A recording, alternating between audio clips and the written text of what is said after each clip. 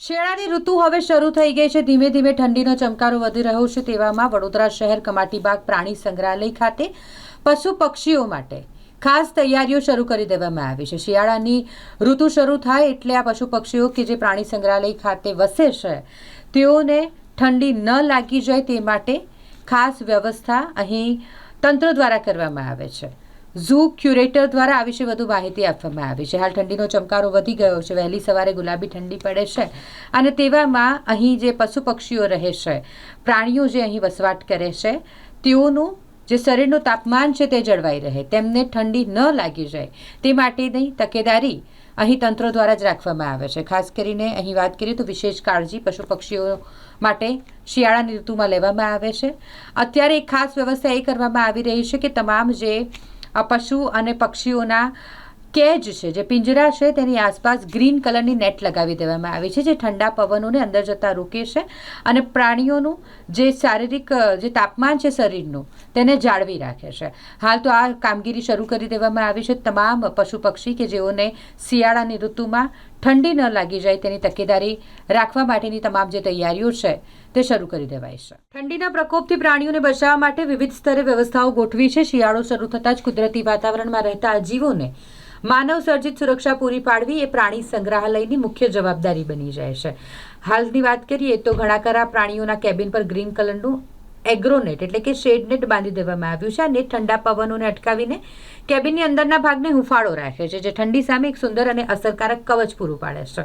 ઠંડીથી બચાવવા માટે માત્ર આવાસની સુરક્ષા જ નહીં પરંતુ પ્રાણીઓના ખોરાક પર પણ પૂરતું ધ્યાન આપવામાં આવી રહ્યું છે. શિયાળામાં પ્રાણીઓને વધુ ઉર્જાની જરૂર પડે છે, જેથી શરીરનું તાપમાન જાળવી શકાય. આથી માંસાહારી પ્રાણીઓના દૈનિક ખોરાકના જથ્થામાં વધારો કરવામાં આવે છે અને તેમને વધુ ગરમી પ્રદાન કરે તેવો વિશેષ આહાર પણ આપવામાં આવે છે. ઉદાહરણ તરીકે હાથી જેવા મોટા પ્રાણીઓને શેરડી, સૂંઠ, રાગી, કુળથી અને ગોળના લાડુ જેવો પૌષ્ટિક અને ગરમી આપતો ખોરાક આપવામાં આવે છે. આ ઉપરાંત ખુલ્લામાં રહેતા અને ઠંડીથી વધુ પ્રભાવિત થતા પ્રાણીઓ માટે તેમના રહેઠાણના વિસ્તારોમાં સૂકા ઘાસની વ્યવસ્થા કરી દેવામાં આવી છે. આ સૂકું ઘાસ એક પ્રકારની ગાદીનું કામ કરે છે, જે ઠંડી જમીનથી આવતી ઠંડકને અટકાવે છે અને પ્રાણીઓને આરામ કરવા માટે હુંફાળી સપાટી પૂરી પાડે છે.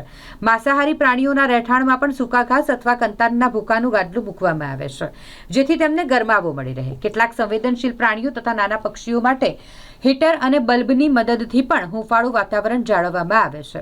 આ તમામ તૈયારીઓ ઝૂ ક્યુરેટર દ્વારા જણાવવામાં આવી છે અને સમજદારી અને દૂરંદેશી કેટલી છે તે દર્શાવે છે. પશુ પક્ષીઓના જીવનની ગુણવત્તા જાળવવા અને તેમને શિયાળાની આકરી ઠંડીથી સુરક્ષિત રાખવા માટે આ વ્યવસ્થાઓ અત્યંત મહત્વપૂર્ણ છે.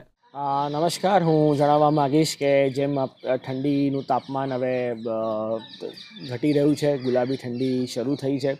આ ઠંડી હકીકતમાં તો પ્રાણી પક્ષીઓ માટે ખૂબ જ સારી હોય છે. આ શરૂઆતની જે ઠંડી હોય છે એ ઠંડીમાં સવારના સમયમાં પ્રાણી પક્ષીઓને તડકો સેકવામાં ને એમાં બહુ ઘણો મદદ થાય છે.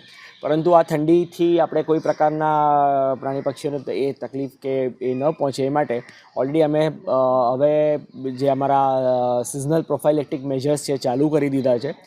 ગ્રીન એગ્રોનેટ બાંધવાની વિવિધ જગ્યાએ જરૂરિયાત મુજબ વિવિધ જગ્યાએ ચાલુ કરેલું છે. એગ્રોનેટથી પક્ષીઓને ખાસ કરીને પ્રોટેક્ટ એ કરવામાં આવશે. વધુમાં આગળ ચાલતા જેમ જેમ શિયાળો વધશે અને જેમ ઠંડીમાં તાપમાન નીચે છે તેમ ખાધા ખોરાકમાં ખાસ કરીને એ ચેન્જીસ કરવામાં આવશે. શિયાળા ઋતુની મળતી શાકભાજી અને ફળફળાદી અને તૈલબીઓનો ખોરાકમાં મહત્તમ સમાવેશ કરવામાં આવશે, જેથી કરીને તેમને એ મળી રહે.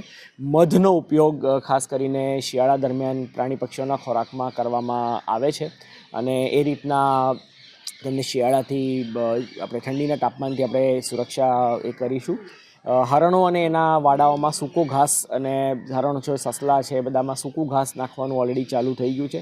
સૂકું ઘાસ એ એક રીતે પથારીનું કામ કરે છે અને હજી જ્યારે ઠંડી વધશે ત્યારે જે વધુનું જે ઘાસ હોય એને નાના મોટા એમાં સળગાવી અને એનું રાખોડું જેવું કરીએ તો એનામાંથી પણ પ્રાણીઓને કુદરતી રીતે એને ગરમી પણ મળી રહે છે તથા ઈતર જે એક્ટોપેરાસાઇટ જે પરોપજીવી ચાંચડ જેવા પરોપજીવી છે એનાથી પણ એને સુરક્ષા મળી રહે છે.